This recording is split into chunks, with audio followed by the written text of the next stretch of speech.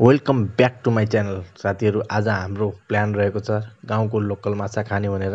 त्यसैले हामी हाम्रो गाउँ परासीतर्फ लाग्नेछौँ। आज हामी माछा सकेसम्म मागेर माछा मारेर खाने भन्ने सोच्छौँ। होइन भने पनि हाम्रो जमानाको बचपनको यादलाई ताजा गर्नको लागि यसो रमाइलो फनी गरेर हामी चोरेर भए पनि खाने भनेर हामी हाम्रो 4 जना साथीहरू बाइकमा स्कुटीमा भएर गाउँतर्फ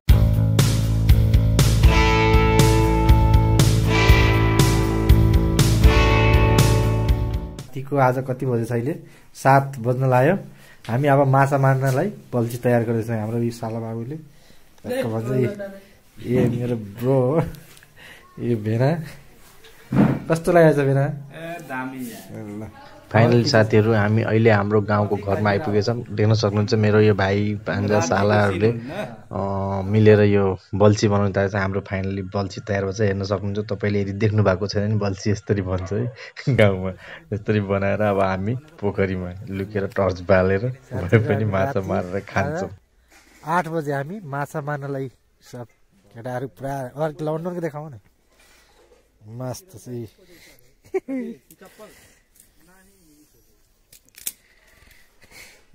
अझै बल्छी बनाउँदैछन्। आफ्नो काममा लागिसकेको छ।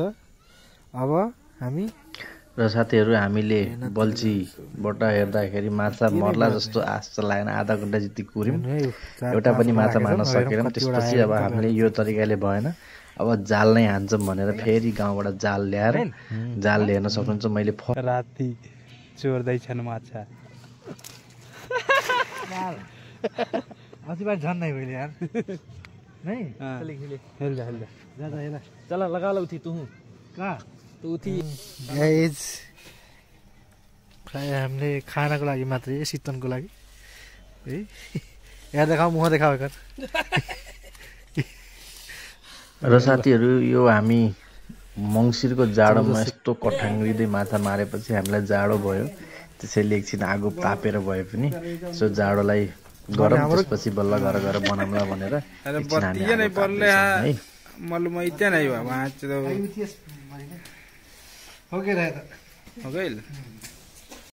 र साथीहरू हामीले मारेर ल्याएको माछा अब यसलाई बनाउनु पर्छ। यो पनि सिपालु मान्छेले सक्छ, जोबाइतेले सक्दैन। त्यही भएर हाम्रो यो झिलकराज भाइले चाहिँ एकदम एक्सपर्ट छ यो माछा बनाउनुमा। त्यही भएर यो प्रायः जसो यो काम चाहिँ उसैको एक्सपर्ट मान्छेले गर्छ नि त। त्यही भएर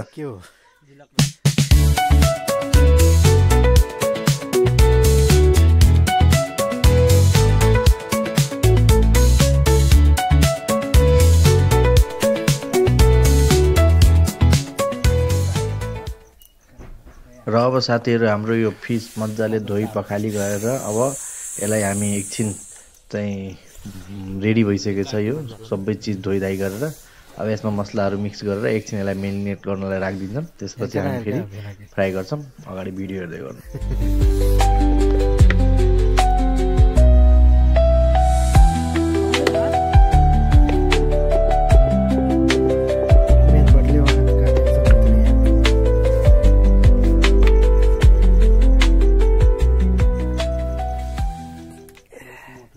र हामीले यो घरकै सब चिज है, मसलादेखि लिएर बेसनदेखि लिएर त्यसपछि यसमा हाल्ने अरू बेसारहरू सबै हाम्रो गाउँकै लोकल अर्ग्यानिक खाने भनेर चाहिँ हामीले सब चिज अर्ग्यानिक, यहाँसम्म कि आगो समेतलाई अर्ग्यानिक हामी दाउरामा पकाएर खाने भनेर ती मेहनत गरिरहेको छौँ है।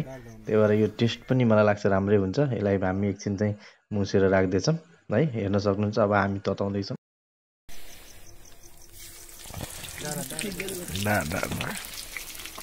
एक तो डरता रही एक डर चटकी नहीं मारे आई देखा तेलो ऊपर वो कुछ नहीं गिरे ना गिरी यार गिरी आई करा ले एक्चुअली करुक तेल होने अब फ्राइन रहते नहीं तेल में नहीं न डरा ए गिर गए मर दे न डरा पे चटका था नीचे वो मारे गिर गए यार।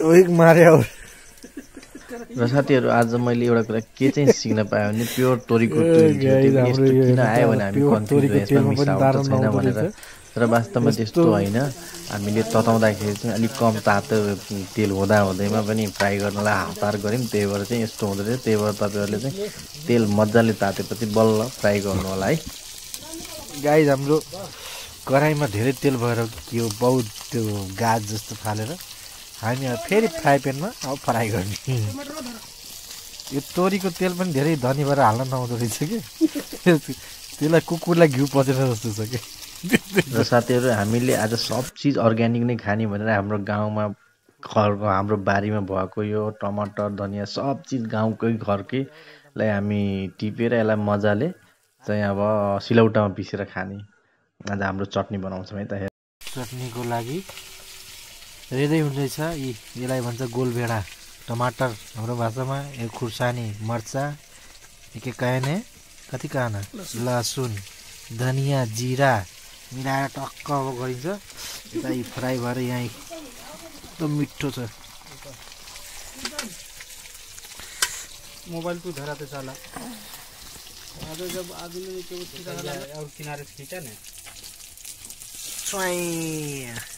यसरी हामी चटनीलाई पनि फ्राई गरेर झानेर खाँदैछौँ है हाम्रो कुकम्यान मिस्टर मुन्ना चौधरी बिराजु र साथीहरू हाम्रो माछा फ्राई भइसकेको छ हेर्न सक्नुहुन्छ यस्तो धनियाँ हालेर मजाले गरेर छौँ अब यो खाएर हामी एकछिन रमाइलो गर्न जान्छौँ है